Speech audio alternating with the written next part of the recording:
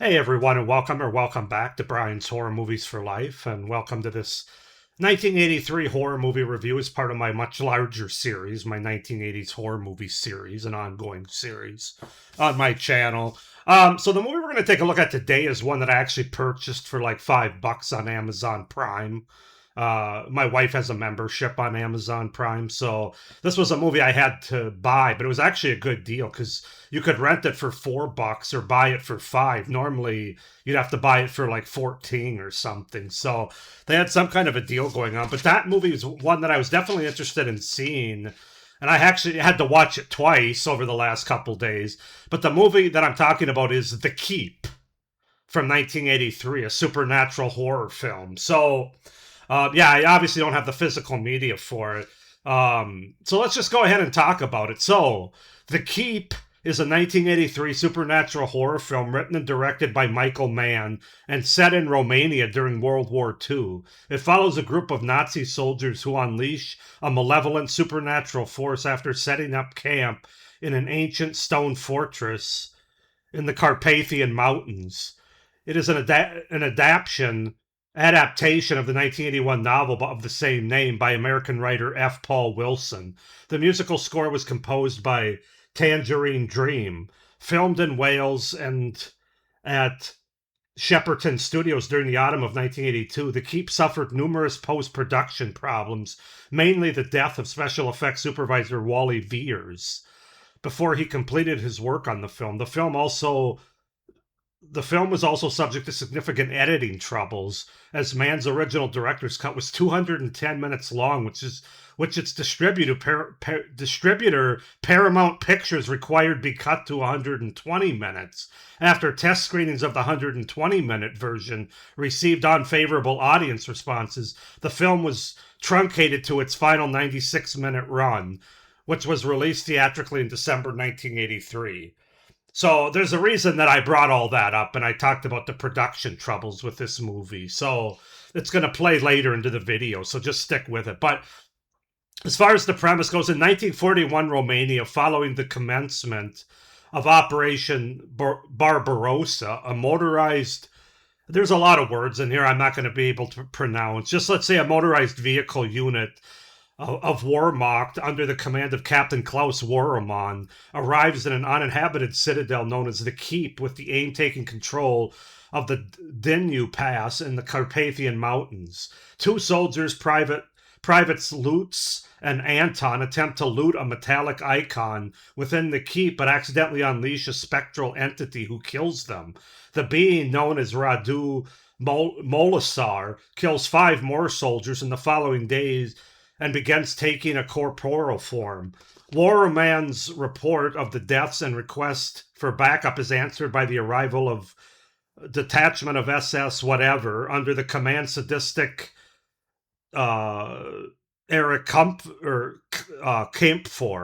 Kampfer claims the deaths are a result of Soviet partisan activity in the village overlooking the Keep. He executes 3 civilians as collective punishment and takes another 5 as hostages, despite Warmann's, I'm not pronouncing that right, I don't feel like, Warmann's protests. Yeah, this was a hard premise to get through because there's a lot of tough words in here that I can't pronounce. So that's to set up the premise, the beginning of The Keep from 1983. As far as the cast goes, we have Scott Glenn as Glaken Trismegistus, Glaken Trismestus, Alberta Watson as Eva Kuza, Jurgen Prochnow as Captain Klaus Warman, Robert Prosky as Father Fonescu, Gabriel Byrne as Eric Kampfer, and Ian McKellen as Dr. Theodore Cusa. I never thought the word Cusa would be the easiest one of all of them that I've tried to pronounce here, but that's to set up the premise and the cast for the 1983 supernatural horror film, The Keep.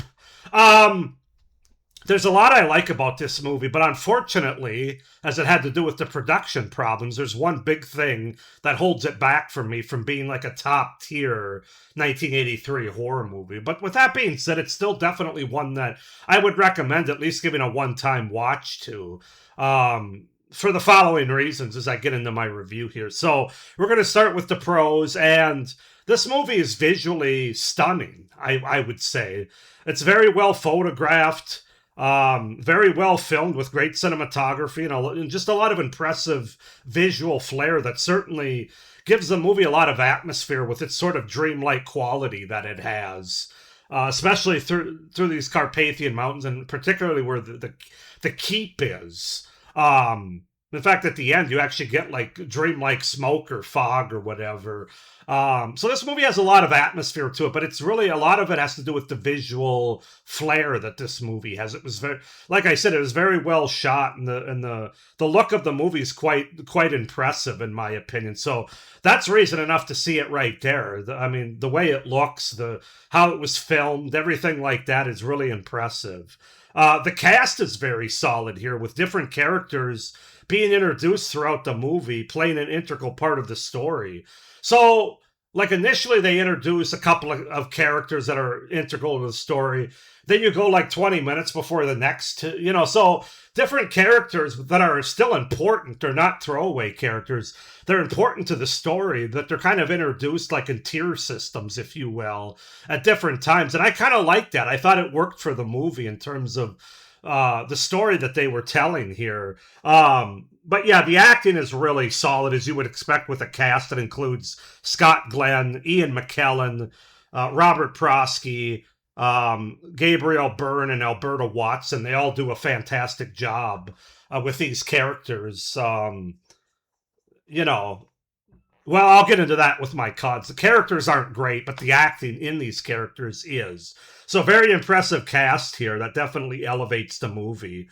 I like the setting and the time period of when this story takes place. We're in World War II Romania with the Nazis being at a big time where Nazism's going on. It's a big part of the story as well. They're not just throwing it in this time period with Nazis for no reason. But it does add a very unique and interesting element to the movie that I think elevates it as well. Excuse me.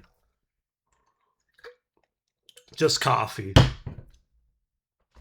But yeah, I don't know. I just kind of like that time period because so many movies, especially supernatural ones, always take place in current time. So it's kind of nice to see a supernatural horror movie that goes back to almost 100 years now, 80, 90 years, at a time that's very historically impactful, shall we say. So yeah, I really like that element of the movie. And then you got to talk about the effects. The effects in this movie, for the most part, not all of them. Some of the digital effects, like at the end, are a little bit cheesy and a little bit very much of their time. But the effects, like, there's a couple soldiers that I mentioned in the premise that get killed by this thing, the supernatural entity, and it basically like vaporizes their bodies or their heads explode. So you just kind of see their clothes flying through the air. Stuff like that was just fantastic. And then there's some other, like I said, the sort of dreamlike fog or smoke that's going on. I thought the effects were really solid for this movie. I really did. And that was a big pro. And then also the score. There's no way you can talk about this movie and not talk about the score. Very effective score. Very impactful. Very like, shoot, I had the word when I was watching it last night. Now I forgot it. Like, not epic. That's not the right word. Oh, shoot. It's just a very good score. I can't exactly pinpoint what I was going to... I had a perfect word for the score, and now I can't remember. But it's effective, and it adds as much atmosphere as the look of the movie does. In fact, I think without the score, the movie wouldn't be nearly as good as it is. So great score. Absolutely great score. Epic score. No, I don't want to say epic though. It's not like this big grandiose score, but it's a very effective score. Kind of a haunting score. Maybe that's a good way to say it. So check it out. You'll know what I'm talking about. So those are my pros for The Keep. As you can see, there's a lot to like about this movie. I think they had a lot of good ideas, but unfortunately, as I get into my cons, I think they had too many ideas that weren't all executed, probably because of the time frame. I think there's a reason that Michael Mann is not a fan of this movie, the way it turned out. His version, which was 210 minutes, which is That's over 3 hours long. So I can understand why the studio came in and said, I don't think we're going to be able to sell tickets on that. I don't think Michael Mann really cared about that. He just wanted to tell his story, especially based off the book and the adaptation of it. Um, but you can tell there's a lot of stuff missing in this movie, from character background and character development to just the overall story. When I watch it, and I had to watch it twice, like I said, because the first time I watched it, I was kind of distracted, and also it's kind of a hard movie to get with being distracted. So I had to go back, watch it again last night without being distracted, and it hit a little bit better for me. But it still feels like there's missing elements to this movie. It still feels like the whole story wasn't told. And again, that's why I read all that about the problems that this movie had, starting with losing the special effects supervisor and all the editing problems they had, and the fact that studio cut the movie in half, basically. More than in half at the end of the day. First they cut it and they cut it an hour down or more, and then they cut it another half hour to get into that sweet spot of 85 to 100 minutes, basically, that a lot of horror movies try to go for. Um, but as a result, unfortunately, the through line of the story just doesn't hit the way that I think Michael Mann wanted it to. It's not an executed movie from a story and narrative standpoint. It's not as well told as it could have been. And I think that this is the type of movie, even though I'm a fan of 80, 90-minute movies, I think this is the type of movie that needed to be a little bit more like Oppenheimer, a little bit more closer to that 2 hour mark at least.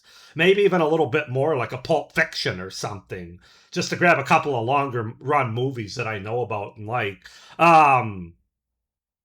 Yeah, I don't know. But that's my biggest con. It just felt like there was a lot of missing plot and character development here. As I said, the original intention was 210 minutes, and it was cut significantly down to 96 minutes. So that's over half. I mean, you're talking about 114 minutes of this movie, almost 2 hours got cut out. And so I would like to see, and I don't even know if it exists. It probably doesn't. And I don't think Michael Mann will ever spend. I don't from the interviews that he's conducted about this movie, it doesn't sound like he's really willing to talk too much about it, let alone put out a 210-minute version if one exists. I think he kind of separates himself from this movie. He obviously went on to do other great movies that are more talked about and well known, but but yeah, that's the biggest problem with the movie. In addition, like I mentioned, some of the effects with the digital effects, like the zapping and uh, the lightning, whatever you want to call it, those digital effects that happen at the end with the big confrontation between Scott Glenn's character and the what do you call it? Molasar. Which, by the way, the look of Molasar is interesting. It changes, it develops as the movie goes on. He ultimately looks like uh, an early day Thanos, if you will. I did like the look of him, and I thought he was a pretty intimidating villain, if you will, the supernatural villain. But yeah, some of the effects with that whole confrontation are very much of its time. But yeah, I don't know. My biggest con I already talked about. It's just the fact that I don't think the narrative is that well told here. I don't think the execution will be. And again, I'm not going to blame Michael Mann for that, because this was really not his movie in a lot of ways. Yes, he directed it, but the movie that I watched and the one that was released theatrically and what's out there was not his intention of the movie. So I'm going to blame the studios for that. I would have been willing to watch another half hour to an hour of this movie if it really brought home all the plot points that they're obviously, like I said, they had a lot of ideas to tell this movie, and I really would like to have seen it, but I don't think we're ever going to.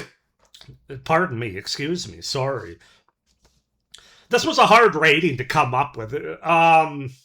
There's part of me that wants to give it like an 8.5 out of 10. There's another part of me that wants to give it like a 6 out of 10. I decided to give it a 7 out of 10. I don't think that it's some masterpiece or anything, but I also think that it is a bit of an underrated gem, at least in terms of visual score, performances, and ideas. It's definitely underrated in that regard from 1983. So I'm going to give The Keep a 7 out of 10. Go ahead and comment down below if you've seen The Keep, what you think of it. If anybody knows if there is a longer rated version of it out there, or the longer, not rated, but like the more closer to the Michael Mann version of the movie, or if that just doesn't exist.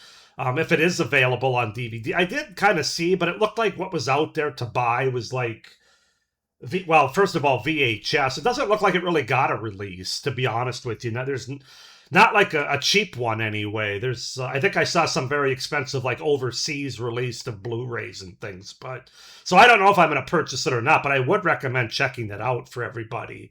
You can watch it on Amazon. I think it's also available on YouTube, but I think you have to pay for it like $3.99 or something like that to rent it. So give it a watch, but 7 out of 10 is my overall rating. Please like this video, hit the notification bell, and subscribe to my channel. If you haven't already, it would really help me out for the future content and my channel going forward. With all that being said, thank you for watching. I hope you're enjoying the stroll down 1983 horror memory lane here.